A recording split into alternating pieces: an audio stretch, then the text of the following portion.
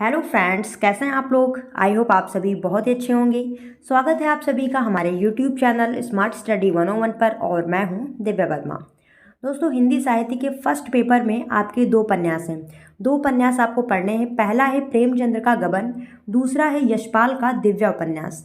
तो आज की वीडियो में आप लोगों को गबन उपन्यास से संबंधित कुछ महत्वपूर्ण प्रश्न बताए जाएंगे। और वीडियो पसंद आती है तो प्लीज़ दोस्तों वीडियो को लाइक शेयर जरूर कीजिएगा। और अगर आप हमारे चैनल पर नए हों तो चैनल को सब्सक्राइब भी कर लीजिएगा। और दोस्तों, आप सबकी सहायता के उद्देश्य से मैंने टेलीग्राम चैनल भी बनाया हुआ है। तो आप में से अगर कोई ऐसा है जिसने अभी तक ज्वाइन ना किया हो तो जाकर ज्वाइन कर लें। टेलीग्राम चैनल की लिंक मैंने इस वीडियो के कमेंट बॉक्स में पिन कर दी है। अगर आपके कोई क्वेश्चन है तो आप हमसे वहाँ पर कॉन्टेक्ट कर सकते हैं। तो चलिए फिर पढ़ना स्टार्ट करते हैं। गबन उपन्यास के प्रमुख पात्र। गबन उपन्यास के लेखक कौन है? प्रेमचंद्र। और इसके प्रमुख पात्र कौन से? तो देखिए यहाँ पर नायक है रमानाथ। रमानाथ या रामनाथ, इस प्रकार से कुछ भी लिखा हुआ आ सकता है। और इनकी माता, जो नायक है रमानाथ, इनकी माता का नाम है रामेश्वरी और कहीं कहीं पर जागेश्वरी भी लिखा होता है। करेक्ट नेम है रामेश्वरी, जागेश्वरी भी लिखा हुआ आ सकता है, तो ध्यान रखिएगा। पिता का नाम है दयानाथ। फिर आगे देखिए, आगे आपका जो ब्यौरा दिया हुआ है ये नायिका का है। नायिका कौन है? जालपा। गबन उपन्यास की नायिका का क्या नाम है? जालपा।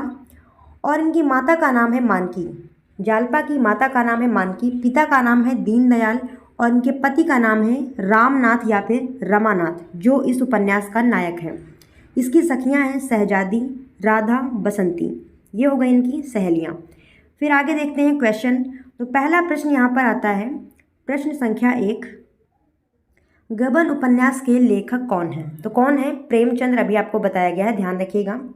गबन उपन्यास का प्रकाशन वर्ष क्या है? गबन उपन्यास का प्रकाशन वर्ष क्या है? 1931। ये भी ध्यान रखिएगा, महत्वपूर्ण है।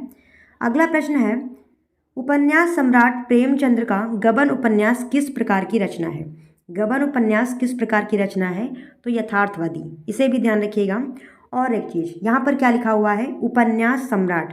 तो एक चीज़ का और आपको ध्यान रखना है, प्रेमचंद्र को उपन्यास सम्राट की उपाधि मिली हुई है। तो उपन्यास सम्राट किसे कहा जाता है? प्रेमचंद्र को। अगला प्रश्न आता है, प्रश्न संख्या 4 नंबर। गबन उपन्यास का नायक कौन है? अभी आपको बताया गया है, नायक कौन है? रमानाथ। फिर गबन उपन्यास की नायिका कौन है? जालपा। गबन उपन्यास में किस गहने के लिए जालपा जिद करती है? तो चंद्रहार। पूरा उपन्यास आभूषणों पर ही आधारित है, आभूषण यानी गहनों पर। अगला प्रश्न आता है, प्रश्न संख्या 7। आभूषण पर आधारित प्रेमचंद्र के उपन्यास का नाम बताइए। तो कौन सा है? गबन। अगला प्रश्न है 8 नंबर। रामनाथ गबन उपन्यास का पात्र पैसों का गबन करने के पश्चात कहाँ भाग जाता है? तो कहाँ भाग जाता है? कोलकाता। रामनाथ वही जो इस उपन्यास का नायक है, पैसों का गबन करने के पश्चात कहाँ भाग जाता है? कोलकाता।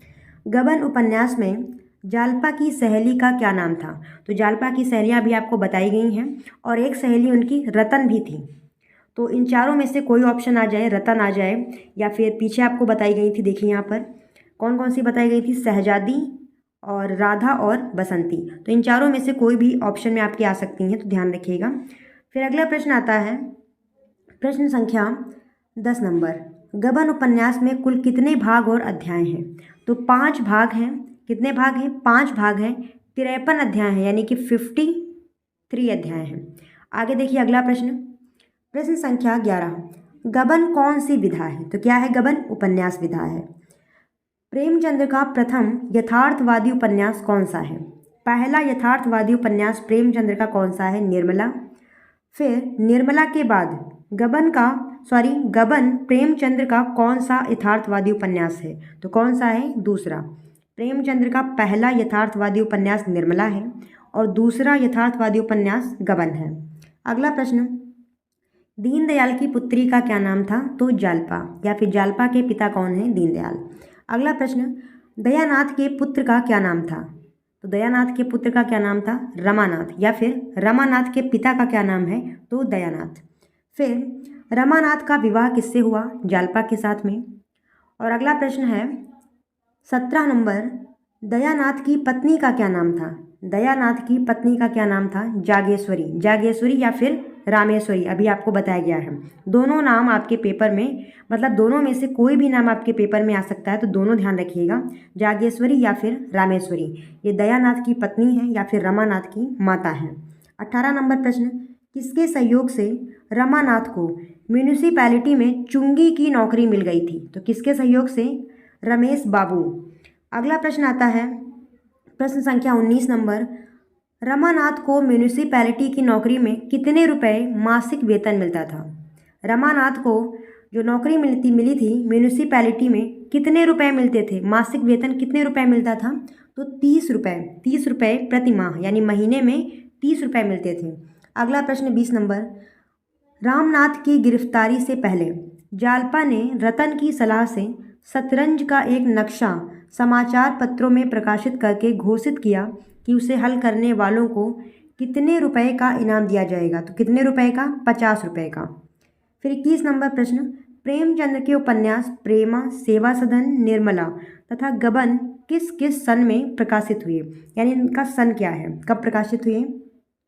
तो प्रेमा का है 1907, सेवा सदन का है 1918, निर्मला का है 1927 और गबन का है 1931। तो गबन आपका महत्वपूर्ण है, इसे ध्यान रखिएगा। अगला प्रश्न आता है 22 नंबर, रमानाथ किसके प्रेमालाप होने पर धीरे धीरे जालपा को भुलाने का प्रयत्न करने लगा? तो वैश्या जोहरा, नाम है जोहरा और ये क्या थी? वैश्या। 23 नंबर प्रश्न, रमानाथ गबन उपन्यास का पात्र पैसों का गबन करने के पश्चात वहां से भाग जाने पर किससे मुलाकात हुई और किसके साथ रहने लगा? तो रमानाथ पैसों का गबन करने के पश्चात कहाँ भाग कर जाता है? अभी ऊपर आपको बताया गया था कलकत्ता, और किसके साथ में रहने लगता है? तो देवी दीन के साथ में। फिर अगला प्रश्न है 24 नंबर, रमानाथ किसकी दुकान से गहने उधार लाया था? रमानाथ किसकी दुकान से गहने उधार लाया था? तो गंगू सर्राफ। फिर नेक्स्ट है 25 नंबर, जग्गू किसकी पत्नी थी? तो जग्गू किसकी पत्नी थी? देवी दीन की। देवी दीन अभी आगे ऊपर बताया गया है कि जो रमानाथ पैसों का गबन करके भाग के आता है तो किसके साथ रहता है? देवी दीन के साथ। देवी दीन की ही पत्नी कौन थी? जग्गू। 26 नंबर प्रश्न, जालपा को कौन सा आभूषण प्रिय था? तो कौन सा आभूषण प्रिय था? बिल्लौर का हार।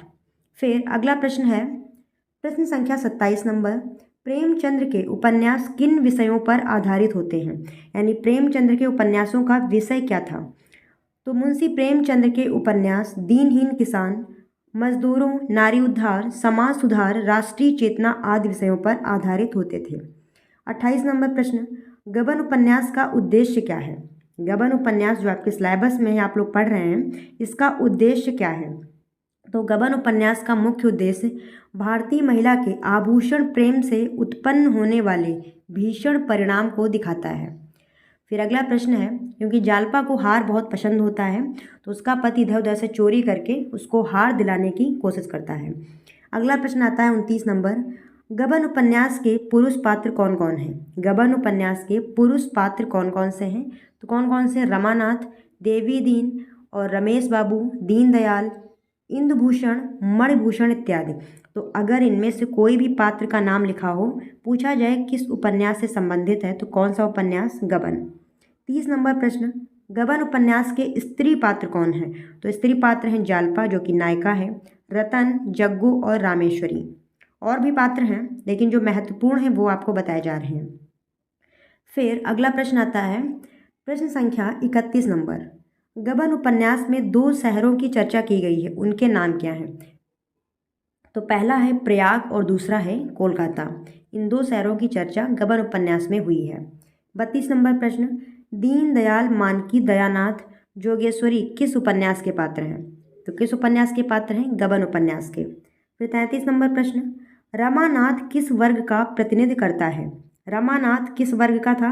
तो मध्य वर्ग का। और देवी दीन किस वर्ग का प्रतिनिधित्व करता है? तो निम्न वर्ग का। जालपा की माता जी का क्या नाम था? जालपा की माता कौन थी? मानकी, अभी आपको बताया गया है। और रमानाथ की माता का क्या नाम था? रामेश्वरी। तो आज हम लोगों ने 36 प्रश्न डिस्कस किए हैं, सभी प्रश्न आपके महत्वपूर्ण थे। और पिछली वीडियोस अगर आपने नहीं देखी तो जाकर देख लीजिए, उसमें भी आपको उपन्यास से संबंधित ही प्रश्न हल करवाए गए हैं। बाकी वीडियो पसंद आती है तो प्लीज़ दोस्तों वीडियो को लाइक शेयर जरूर कीजिएगा। चैनल पर नए हो तो चैनल को सब्सक्राइब करके जाइएगा। फिर मिलते हैं दोस्तों ऐसे ही किसी नई वीडियो के साथ। तब तक आप जुड़े रहिए हमारे साथ। धन्यवाद दोस्तों। जय हिंद।